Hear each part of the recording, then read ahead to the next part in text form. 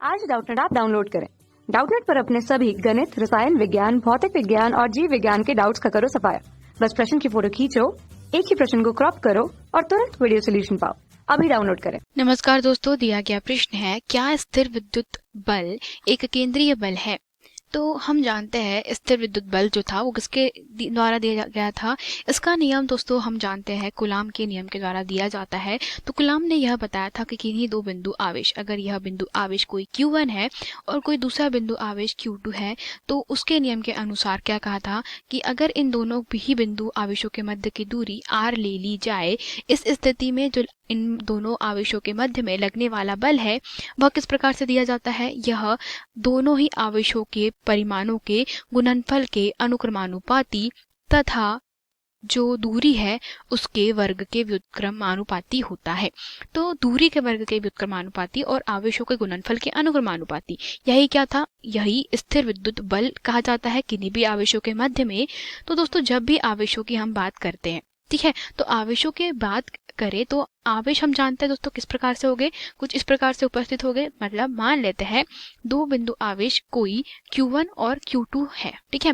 तो यहाँ पे Q1 और Q2 के बीच में अगर बल लगेगा तो बल के बीच में दोस्तों जो दूरी ली जाती है वो कहाँ से ली जाती है, Q1 के केंद्र से लेकर के जो Q2 का केंद्र है उसके बीच की दूरी r ली जाती है।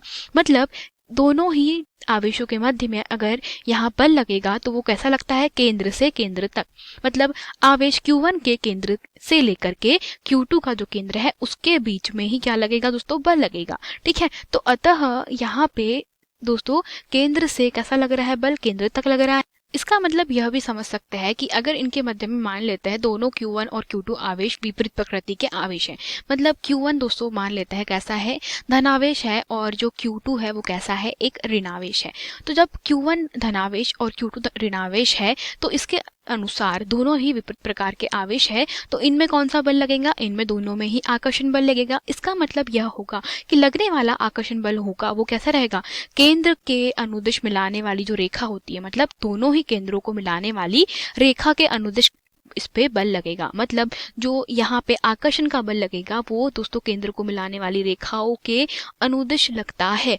तो यहाँ पे किस प्रकार से कहा जाता है कि चूंकि यहाँ पे कि जो बल आरोपित हो रहा वह केंद्रों से मिलाने वाली रेखा के अनुदिश कार्य करता है, अतः दोस्तों विद्युत बल को क्या कहा जाता है, एक केंद्रीय बल भी कहा जाता है। यही हमारे प्रश्न का उत्तर है। धन्यवाद।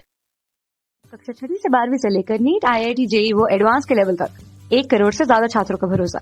आज ही डाउनलोड करें डाउटनेट ऐप या व्हाट्सएप करें अपने सारे डाउट्स 8400 400 400 पर।